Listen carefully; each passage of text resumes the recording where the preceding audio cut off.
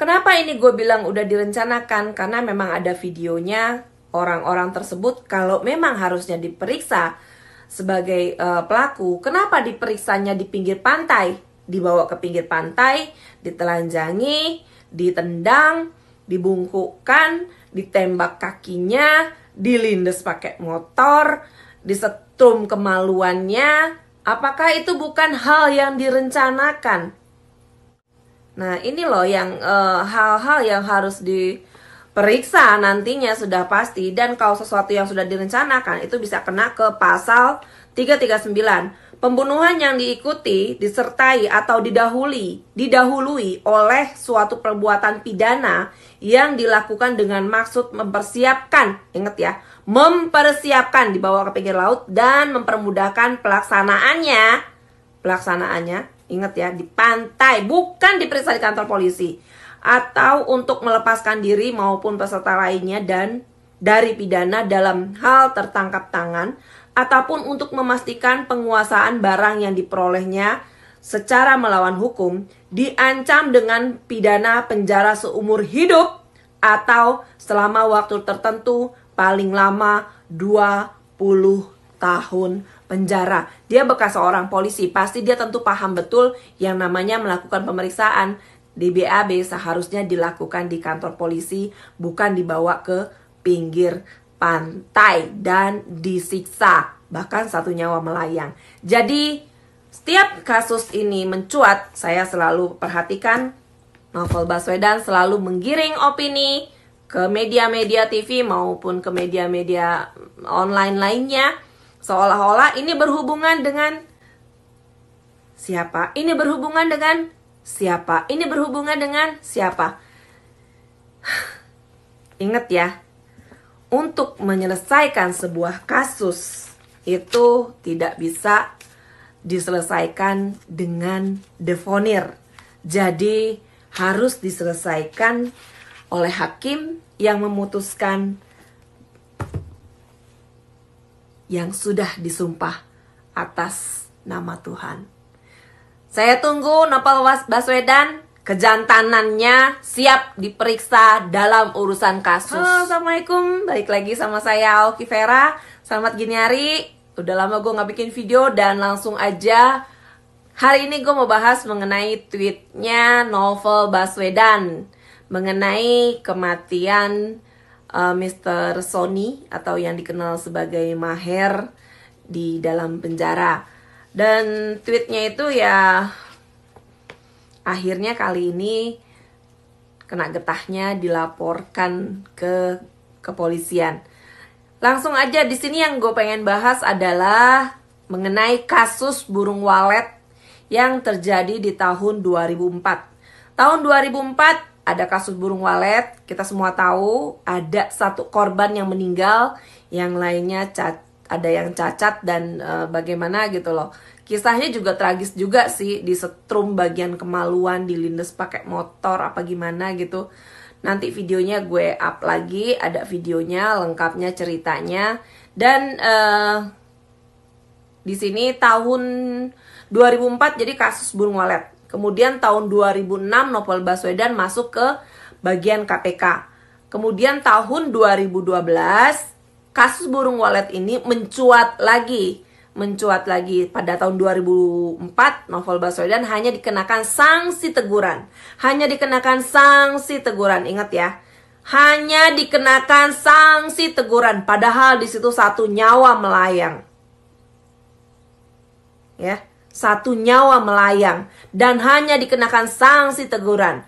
Tahun 2006 masuk ke KPK, tahun 2012 kemudian kasus burung walet mencuat lagi keluar. Tetapi pada saat itu Novel Baswedan berhasil menggiring opini ke orang lain, ke media, dan mengatakan, oh ini karena ada Jenderal Inspektur Polisi yang akhirnya ketangkep sama KPK. Kalau nggak salah waktu itu Jenderal Polisi Joko Susilo yang dijadikan tersangka oleh KPK. Nah, dari situ Novel Baswedan menggiring opini seolah-olah kasus burung walet itu masalah kecil. Ini gara-gara polisi ada yang ketangkep aja gitu. Padahal dia sendiri bekas anggota polisi. Ingat ya, dia sendiri bekas anggota polisi dan dia paling tahu betul yang namanya ngurusin sebuah kasus bukan dilempar ke media secara opini, tetapi dia harus diperiksa, menjalani pemeriksaan, dan diadili. Satu nyawa melayang loh. Ingat ya, satu nyawa melayang pada saat itu. Tunggu sebentar, ada yang menarik dari kasus burung walet ini, kenapa pada saat itu sempat dihentikan.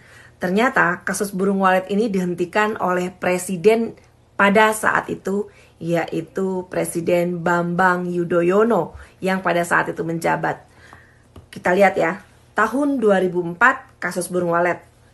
Tahun 2006 Novel Baswedan masuk ke dalam KPK. Tahun 2006 ini adalah tahun-tahunnya master plan-nya dibuatnya Candi Hambalang, dari anggaran dan lain-lain dimulai di tahun 2006 sampai 2009. Nah, kalau kita lihat kesaksian dari kader-kader Demokrat yang akhirnya tertangkap sama KPK, semua menyatakan kalau anak kesayangan Pepo, Pangeran dari Cikeas, menerima bagian dari proyek-proyek tersebut. Bau-bau dikit ya, kenapa kasus ini dihentikan pada saat itu. Padahal satu nyawa melayang loh. Kalau kita mau ngikutin hukum di negara kita, dia sendiri sebagai seorang polisi pasti tahu banget mengenai pasal KUHP pasal 338 kejahatan terhadap nyawa. Apalagi ini direncanakan. Kenapa ini gue bilang udah direncanakan? Karena memang ada videonya orang-orang tersebut kalau memang harusnya diperiksa sebagai pelaku, kenapa diperiksanya di pinggir pantai? Dibawa ke pinggir pantai, ditelanjangi, ditendang, dibungkukkan, ditembak kakinya, dilindes pakai motor, disetrum kemaluannya. Apakah itu bukan hal yang direncanakan? Nah, ini loh yang hal-hal yang harus diperiksa nantinya sudah pasti. Dan kalau sesuatu yang sudah direncanakan itu bisa kena ke pasal 339. Pembunuhan yang diikuti, disertai atau didahului oleh suatu perbuatan pidana yang dilakukan dengan maksud mempersiapkan, ingat ya, mempersiapkan dibawa ke pinggir laut dan mempermudahkan pelaksanaannya, ingat ya, di pantai, bukan diperiksa di kantor polisi, atau untuk melepaskan diri maupun peserta lainnya dan dari pidana dalam hal tertangkap tangan, ataupun untuk memastikan penguasaan barang yang diperolehnya secara melawan hukum, diancam dengan pidana penjara seumur hidup atau selama waktu tertentu paling lama 20 tahun penjara. Dia bekas seorang polisi, pasti dia tentu paham betul yang namanya melakukan pemeriksaan di BAB seharusnya dilakukan di kantor polisi, bukan dibawa ke pinggir pantai dan disiksa, bahkan satu nyawa melayang. Jadi setiap kasus ini mencuat, saya selalu perhatikan Novel Baswedan selalu menggiring opini ke media-media TV maupun ke media-media online lainnya, seolah-olah ini berhubungan dengan siapa, ini berhubungan dengan siapa, ini berhubungan dengan siapa. Ingat ya, untuk menyelesaikan sebuah kasus itu tidak bisa diselesaikan dengan defonir.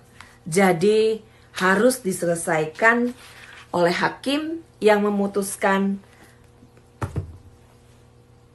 yang sudah disumpah atas nama Tuhan. Saya tunggu Novel Baswedan, kejantanannya siap diperiksa dalam urusan kasus burung walet.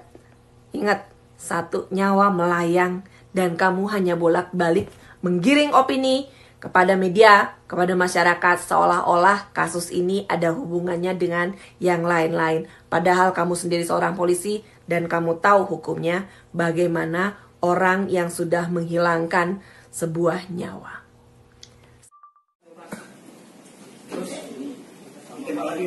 Ya, jadi satu yang mati, satu mati teman kami. Tidak, kita melawan lagi.